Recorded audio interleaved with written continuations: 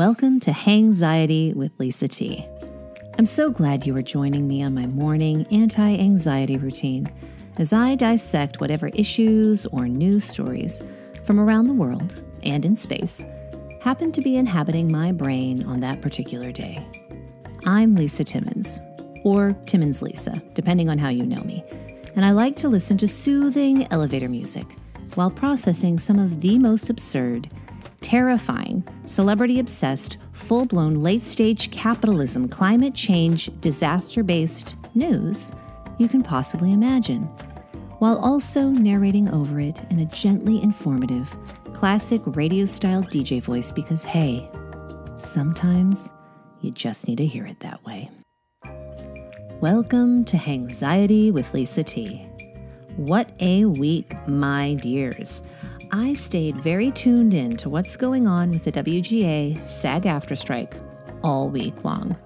Drew Barrymore backpedaling after doubling down on non-union writers, as well as the Danny Masterson public unraveling. Is there an orchestrated plot to distance Scientology from Masterson in an attempt to shield the church's involvement? And is Russell Brand next in line to receive a long overdue reckoning for crimes committed at the height of his fame and influence? Also, this just in. Emma Roberts is a transphobic nightmare on set. Trigger warning for these particular stories as the content discussed is not explicit, but references rape, sexual assault, and transphobia. Meanwhile, in climate change news, there are lots of developments on the horizon about which to feel positively.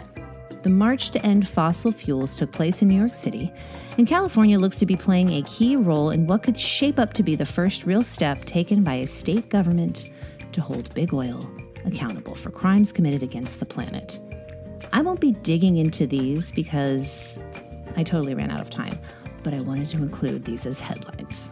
And yet, somehow, in the midst of all of this, discussions around aliens and UFOs found a way to drop some bombshells internationally and here in the States that ripped me out of Hollywood and possibly out of planet Earth and straight into pondering just what the heck it is that is going on just beyond our human awareness. Perhaps we will get some more answers as more developments, develop. But first, let's get started with some morning anti-anxiety chit-chat. You guys, so this morning I woke up with some pretty great intentions. I thought to myself that I would have this episode, edited and done and ready at such an early time that I would, easily slide into this new weekly posting schedule. But when I went into my kitchen this morning and saw that the sink was clogged, I knew that today was not going to be the day I had planned. So, guys, sometimes these things happen. And, I really did. I really just had to tell myself, hey, you're going to get this episode out. And, I did think this might be 2 episodes, but I'm really excited that I got myself, calm and chill enough, managing my time to handle the sink situation and then just tell myself, hey, you're going to get the episode out and you're going to do the best job that you can. And really, I think that's really sort of the motto of my life, is just trying to just do the best that you can. And, you guys can relate to that. And I started my morning then, with a little bit of my salt water, lemon water, and again, a little bit of cannabis to just take the edge off the sink situation. But now that we are both calm, self-regulating, feeling good in our emotions, I think we're both able to digest the news that I'm going to present to you now, baked into this episode. And I've given this episode a title, like to call it Talk Shows Hiring Non-Human Mummified Writers Are Scabs Too. So in case you're wondering, there are no special loopholes for talk show hosts who still want to have talk shows despite a writer's strike. Drew Barrymore experienced the social media equivalent of a public effigy burning when she found the word scab emblazoned across her face on many a meme online. After the world responded with a resounding no to Drew's decision to post a sad apology video on her personal Instagram account saying, "Sorry, but I'm doing it," in regards to her plan to hire non-union writers, she first disabled the comments, eventually taking down the post completely, and ultimately making an announcement that she would not be continuing with her show with non-union writers, instead choosing to continue to strike in solidarity with the WGA and SAG-AFTRA unions. Her flip-flopping was most likely watched carefully from a safe distance by other talk show hosts who had also originally planned to resume production with non-union writers. However, as a result of Drew's very public social media flogging, several other talk show hosts have also since announced that they too will not be continuing with non-union writers, instead opting to wait out the strike. Ashton Kutcher also found himself in a worse predicament post-Instagram apology after he took to social media to explain why he chose to write a letter in support of his longtime friend, convicted rapist Danny Masterson. Following the negative public outcry, Kutcher resigned from his role as board chairman of the nonprofit he co-founded to combat child sexual exploitation, with a public announcement last Friday. As for Danny Masterson, his wife Bijou Phillips filed for divorce from the disgraced actor, causing some to speculate that her allegiance with the Church of Scientology might be providing strong motivation for this move to distance herself. Are these men being separated from the organizations that have helped to shield them from public judgment? I have no evidence to say yes, but I will say that philanthropy and organized religion do have a pretty terrible track record of just such behavior. In other disturbing male celebrity news, Russell Brand is the latest facing some heavy sexual assault allegations. The British comedian is accused of raping, sexually assaulting, and abusing 4 women over the course of 7 years. One of the victims includes at the time, 16-year-old who claims he nicknamed her, quote, the child. Brand rebutted quickly by posting a video on Twitter claiming that all of the interactions were consensual, claiming that he is only guilty of, quote, promiscuity. The tweet received a reply of apparent support from Elon Musk, not long after Brand posted it on Musk's recently acquired social media app. In recent years, Brand's political leanings have come into question, with the subject matter of the outspoken comedian's focus increasingly on right-wing conspiracy theories related to the 2020 U.S. election and COVID, including a developing friendship with Tucker Carlson. Some online chatter that I've seen has asked whether or not Brand may have been preparing himself by aligning with a group that he knew would protect him if and when these allegations came to light. As of today, YouTube has suspended his monetization, he's been dropped by his agency and his book publisher, and the BBC has suspended some of his content online. Even Piers Morgan is saying that Brand should be canceled. Not to leave out the ladies, Emma Roberts is the latest celebrity forced to publicly apologize after her behind-the-scenes ugly behavior was revealed by a former co-star. Black trans actress and activist Angelica Ross recently took to her social media to post both on Twitter as well as Instagram, calling out Roberts and executive producer Ryan Murphy for their behavior during filming of American Horror Story in 1984. In a series of tweets, Ross detailed several anecdotes in which Roberts appeared to be mocking her co-star for being trans, and noted that Roberts misgendered her in multiple instances. Ross posted an Instagram video as well, going into detail about an instance in which a crew member repeatedly wore racist t-shirts to set, and when Ross spoke up about the shirts, a standoff ensued. While Ross explained that Ryan Murphy eventually fired the crew member, and Roberts has since apologized, the actress is quick to point out that although some of the white co-stars, including Roberts, and members of the crew also seemed to feel uncomfortable, Ross was the only person to speak out on the matter and had to refuse to leave her trailer before any action was taken. Just taking in these stories and the role that social media has played for these whistleblowers, it seems that while it may have its trappings, increasingly more people are feeling empowered by social media. These days, it seems as if those in power are finding themselves forced to be honest because there is literally nowhere to hide anymore. As we see time and again with public figures, these are insecure people who want to be liked. Their very livelihoods depend on this popularity, so it's no wonder the lengths to which they go to protect that image. So, is it bullying? Or is it the modern-day version of sending a deluge of angry letters to the network, calling for a show's cancellation? The original meaning of the word getting canceled. Either way, it seems to be getting the word out about abusers and closeted bigots, so we'll see. Anywho's it's aliens, UFOs, UAPs, oh my. You may or may not know this about me, but you do now. I got obsessed with UFOs last year when a friend recommended Kelly Chase's The UFO Rabbit Hole podcast, and true to her title, I fell down a rabbit hole right along with her. Listening to her podcast and reading some really great book recommendations from her helped me to get up to speed on just how much information has been coming out regarding these subjects since the Pentagon officially released 3 videos featuring unidentified flying objects on April 27th, 2020. If you're unfamiliar, the 3 videos in question each feature cockpit displays using infrared lighting to showcase the objects in question, whose movements seem to belie the laws of physics as we know them. If you're interested in a truly deep dive with a lovely, soothing narrator guiding you down this particularly timely and fascinating rabbit hole, I highly recommend checking out Kelly Chase's podcast, the UFO Rabbit Hole podcast, wherever podcasts are played. If you're really interested, you might want to consider signing up for her Patreon, where she features all kinds of great extras like forums and regular updates. I'm such a fan, I have to gush. I will be dropping links here in the description. However, what I'm here to talk about today is an overview of what has been the latest to develop on the subject in the past few weeks.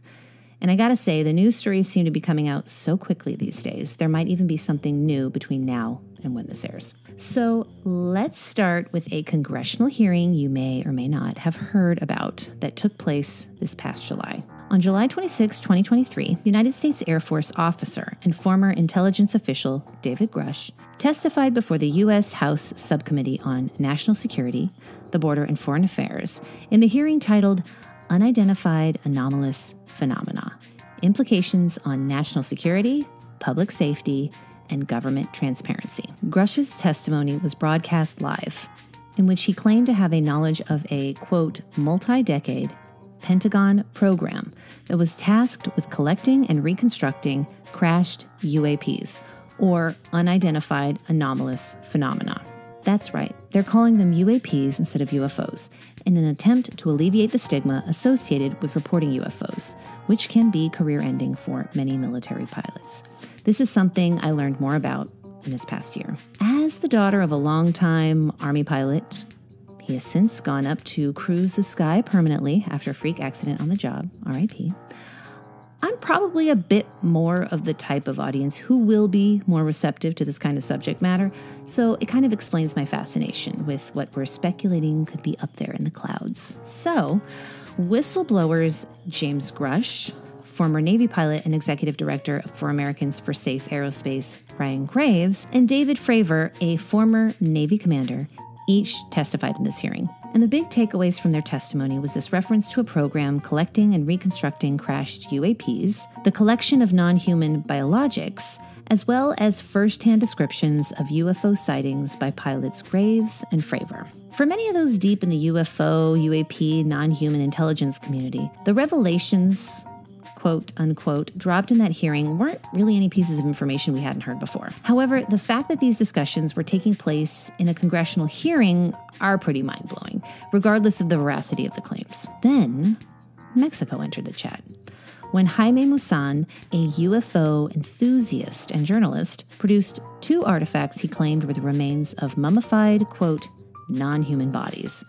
Last Tuesday, the 2 bodies were presented to the Mexican Congress. 70-year-old Maussan claims the mummified bodies were discovered in Peru in 2017 and are 1,000 years old. The location of their discovery is the famed ancient Nazca lines, a group of geoglyphs made in the soil of the Nazca Desert in southern Peru, said to have been made between 500 BC and 500 AD. However, Maussan is no stranger to controversy in this field. He has made claims about remains in the past that have been widely criticized. In 2017, he participated in a TV documentary about remains, which he asserts were discovered near the Nazca lines. Experts claim that the documentary appears to feature doctored mummies. Now, this is where things get confusing for me. When I looked online for articles that gave more information on how exactly these were debunked, I couldn't find any information on specific testing that resulted in a definitive assertion that evidence had been discovered to prove what the remains were or what they definitely were not. I just found a lot of quotes from scientists asserting that basically,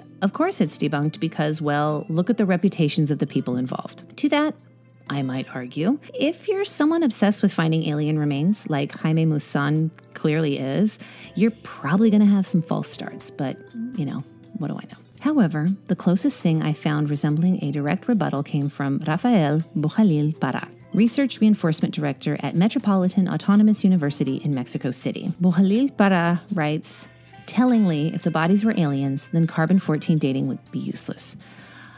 Paraphrasing a lot of what I've read, basically this argument is saying that in order to radiocarbon date an extraterrestrial being, we would have to know the rate of production of 14C on their home planet. So this is assuming that these non-human creatures would have existed on another planet, not taking into account the various UFO, UAP phenomena origin theories that could include time travel, multiple dimensions, future humans, etc. Again, if you go down that rabbit hole deep dive, you'll see exactly what I'm talking about. But yeah, there was nothing that I came across that said, oh, this is specifically why this can't be true. Since then, however, last Tuesday, news broke that DNA tests made on one of the remains from Maussan indicate that it may be non-human in origin. Forensic scientist Dr. Jose Salce Benitez told journalists of his findings. Based on the DNA tests, which were compared with more than 1 million species, they are not related to what is known or described up to this moment by science or by human knowledge. Also, X-rays make it appear as if one of the creatures has 3 eggs inside of its body. He also added that his tests indicated that the specimen appeared to have a single complete skeleton that was not fabricated, and that the skull also did not appear to have been manipulated, urging other researchers to study the mummies before jumping to their own conclusions. Maussan told Reuters that the test results were not directly related to the 2 bodies that he showed Congress this week. However, he said they were conducted on an entirely different body, known as Victoria. They were found in the same place. They have the same physical appearance. They are the same, Maussan said of Victoria and the 2 bodies he presented in Mexico. Testing was not done on those 2 bodies in order to avoid damaging them, he said. Amidst all of these revelations from Mexico, the U.S. has been busy trying to keep up with their own series of disclosure-related activities. Days after the Mexican congressional hearing, NASA held a press conference and announced the creation of their UAP independent study team, initially saying they would maintain anonymity of the identity of the director leading the initiative. However, I believe it was a day later, they went ahead and named Mark McInerney. I think that's how you say it. McInerney?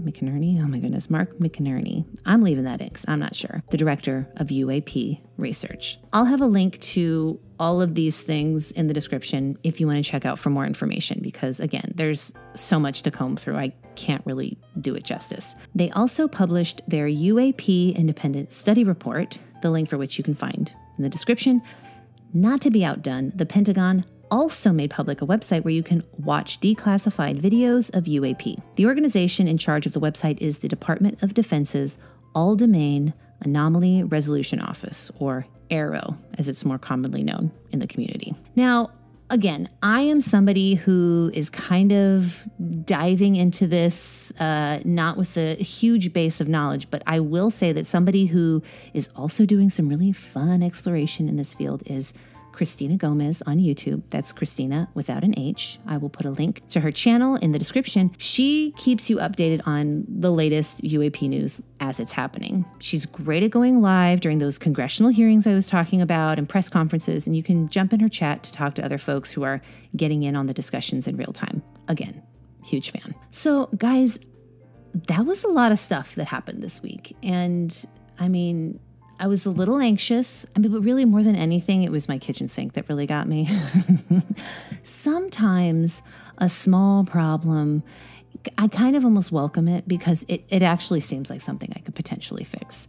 But guys, I'm very curious to see what will continue to come out of this UAP news. And, thank you for joining me on my little alien, diversion here.